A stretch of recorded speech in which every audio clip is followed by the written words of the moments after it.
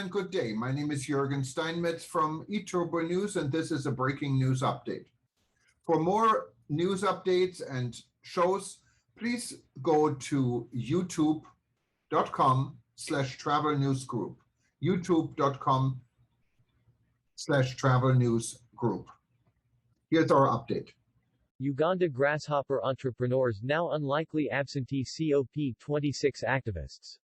As the UN Climate Change Conference on Limiting Carbon Emissions to 1.5 degrees, known as COP26, took place in Glasgow from November 1 to 12, 2021, unbeknownst to world leaders present, a little-known township outside the Greater Masaka City, located 130 kilometers southwest of Uganda's capital, Kampala, a community of Ugandans have been making a living from harvesting grasshoppers as long as the Buganda kingdom has existed since the 13th century, including where the grasshopper clan locally known as nsenene is one of the 52 clans in Buganda. In Bukakata, located on the outskirts of the Greater Masaka on the shores of Lake Victoria, communities are making a killing from harvesting this popular delicacy between the rainy months of May and November. This is when the grasshoppers are forced out of their barrels by the rains. It is quite in contrast to a white Christmas in the West, which is characterized by snowfall to herald the season. In Uganda it is the grasshoppers that literally snow from the sky, attracting several communities from adults to animated children playfully harvesting these critters. If Santa Claus Street Nicholas was Ugandan, the season would probably be christened Green Christmas. Increasingly, the trade has become a big enterprise with several Ugandan entrepreneurs using bright lights and smoke from burning grass to daze these nocturnal critters that smash into iron sheeting and slide into barrels to be trapped and harvested in droves. These hamlets are so well lit that on one occasion when traveling at night en route from Kigali to Kampala, this rider mistakenly pointed out the lights as Masaka City, only to realize it was a swarm of grasshoppers attracted to the light, much to the disappointment of other occupants. A sack of these grasshoppers can fetch up to 280,000 Ugandan shillings, 80 United States dollars, at wholesale price in Kampala, where it is on high demand from street vendors selling it to commuters in traffic to the major city markets. Many communities mainly from Masaka have managed to lift their livelihoods, build houses, and even educate their children from the trade. What's more is that according to research from the Food and Agricultural Organization (FAO), edible insects improve livelihoods, contribute to food and nutrition security, and have a lower ecological footprint as compared to other sources of protein from beef, pork, chicken, and sheep.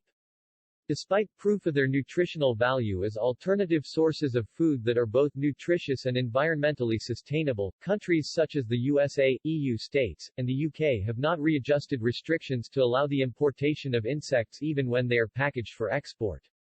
Several African travelers have been met with tight border controls that destroy this prized delicacy on arrival at their destinations to their chagrin. On one occasion, a Ugandan passenger, name withheld, elected to bio-dispose the prized grasshoppers orally rather than surrender them to astounded U.S. Customs staff, not after traveling halfway across the world. There is also evidence that insects emit less greenhouse gases and ammonia than conventional livestock, which accounts for 14.5% of global greenhouse gas emissions, where methane from livestock is a major problem accounting for 16%, according to the United Nations Food and Agriculture Organization (FAO). Insects require a fraction of the land, farm machinery like tractors, pesticides or irrigation pumps, and grow in days rather than months or years. They consume less energy compared to other forms of agriculture, which is the biggest driver of global biodiversity loss and a major contributor to greenhouse gas emissions. With a ratio of 1 human being to 9 billion insects, this is immense and could be a relief for world nutrition even if served in powder or more palatable forms to save lives. At the COP26, where Greta Thunberg participated alongside youthful climate activists, Uganda's Vanessa Nakate branded the summit a failure, saying it was a global North greenwash festival.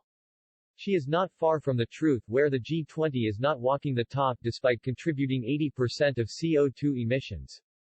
So long as insects are not on the next summit banquet menu, as was meant to be but for some prohibitive bottlenecks, to add to escargot, sushi, and caviar more accustomed to the Western palate, it indeed remains a failure. Added Nakate, historically, Africa is responsible for only 3% of global emissions, and yet Africans are suffering some of the most brutal impacts fueled by the climate crisis. She, however, offered words of hope, suggesting that change could happen if activists continued to hold leaders accountable for harming the climate. Sadly, back home in Nakates, Uganda, there has been a decline in yields from grasshopper harvesting to match the adverse effects of climate change due to deforestation. At Bukatata, large swaths of up to 9,000 hectares of wild habitat that was formerly forest and grassland are now pineapple plantations. In Kampala, where grasshoppers used to fall up until the 90s, green spaces and swaths of forest have given way to construction of sprawling malls, high-rise buildings, housing estates, and roads.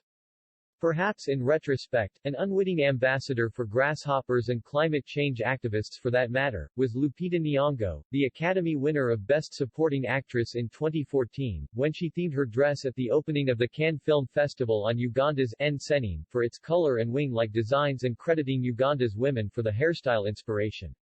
Until then, Uganda's grasshopper entrepreneurs shall remain as obscure as their nooks in Masaka until someone from the G20 gets the memo.